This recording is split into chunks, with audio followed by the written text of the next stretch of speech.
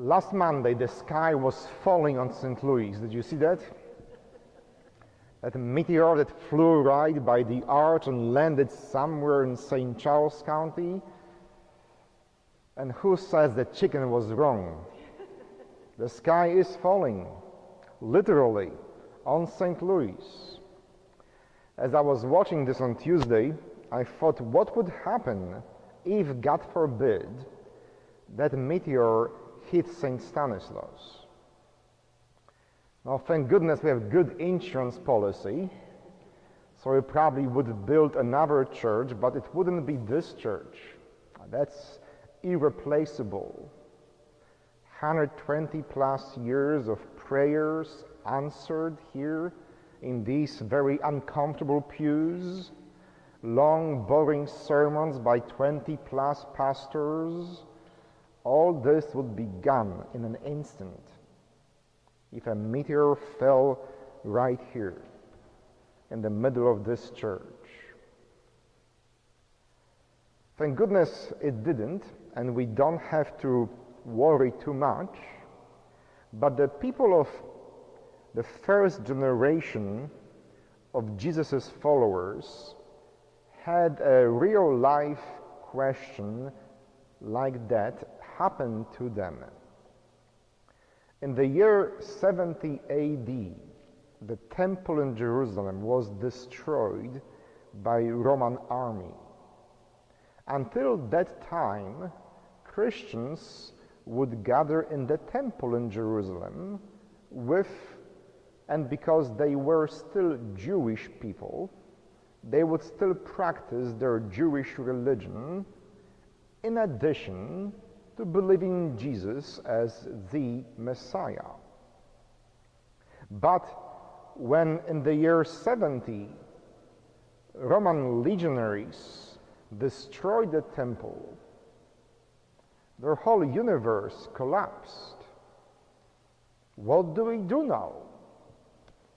Now that temple is no more, how can we be Jews? How can we be followers of Christ? If you go to Jerusalem today, there's only one western wall left standing. Sometimes it's called the Wailing Wall. That's where generations of Jewish faithful come to grieve that event from the year 70 AD, when the sky was falling and the temple was destroyed. So when that happened, both Jews and most Christians were expelled from Jerusalem because the Roman occupying force wanted to teach them a lesson. No more uprising. You will not be free. Give up your dreams of freedom. As Christians would move out of Jerusalem, something miraculous happened. Instead of dying off, they began to spread their message from one town to another.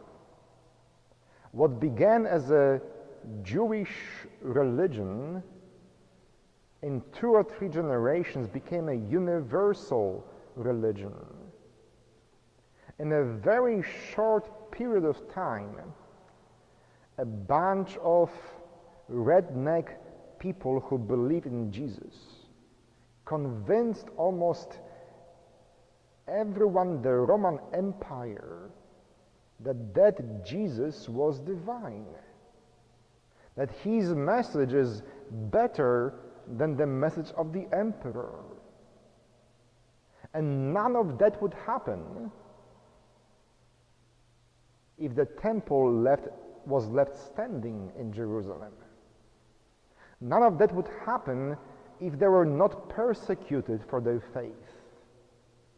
None of that would happen if thousands of Christians did not become martyrs. So eventually, when Luke and others sit down to write the gospel, they think to themselves, Wouldn't it be cool if we had Jesus foretell destruction of the temple? And they say, yeah, it would be. So let's write in the gospel that Jesus was a prophet and he said 20 plus years ahead of time, there will be no stone left on this stone untouched. All this will be destroyed. And that's what we read in the Gospel of Luke today. Of course, it is written long after the temple was destroyed. Of course, it is written long after Christians are being persecuted. But for some strange, miraculous reason, instead of dying off, they are spreading. The message of Jesus cannot be clamped down. The more martyrs are created, the more believers are made.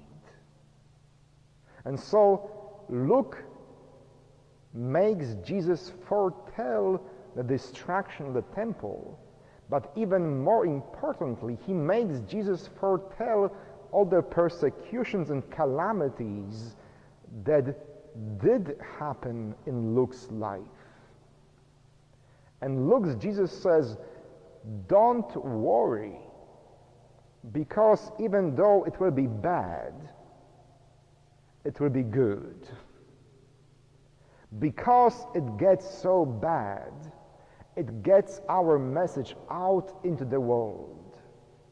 Long before internet, long before phones, long before post. In the next 20 to 40 years, in every town of the Roman Empire, there are believers of Jesus. And none of that would happen if the temple was left standing. They would still be going to the temple, praying with all other Jews, happy and content. So what would happen if that meteor last Monday hit our church? Would we just disperse quietly to some other churches? Find a local parish in your neighborhood? Or would we find a way to gather together, to grow stronger, and to get our message out in the open? Would such a calamity destroy us, or would it make us stronger? Well, the sky did not fall on St. Stanislaus on Monday, but it did fall in 2005, when we were excommunicated, when our dear friend Cardinal Burke would talk about us at least twice every day, when we were made the black sheep of St. Louis Catholics.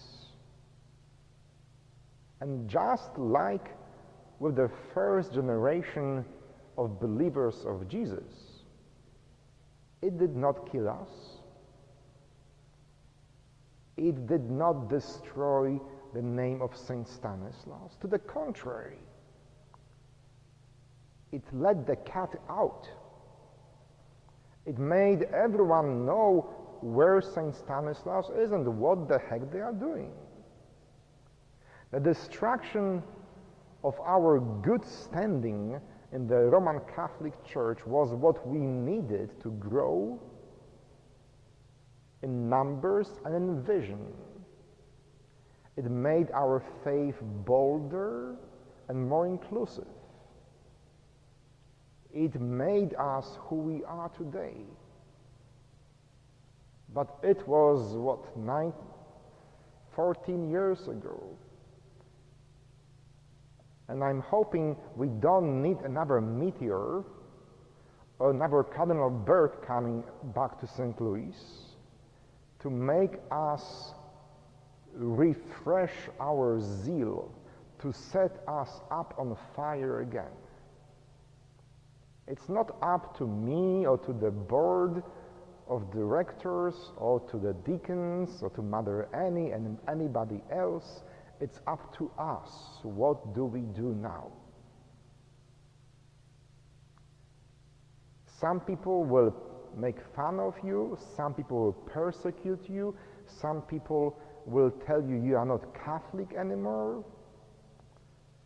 All these things happen to the first generation of the followers of Jesus and made them stronger. It made their faith spread around like a wildfire. So I'm asking each one of you, don't wait for the sky to fall on our church. Don't wait for another calamity to happen in St. Louis.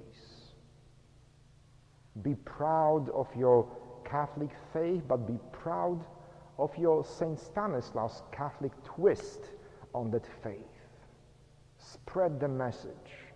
Give witness. What the heck? Be a martyr.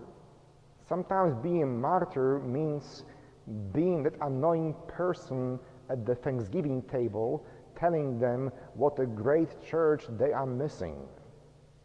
Be a martyr. Help me and help us spread the message of Jesus, because this is exactly what we are doing here.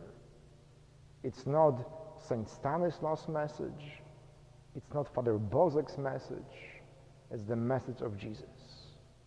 And the sky does not need to fall upon us to give witness to God's love in all we do and say. Amen.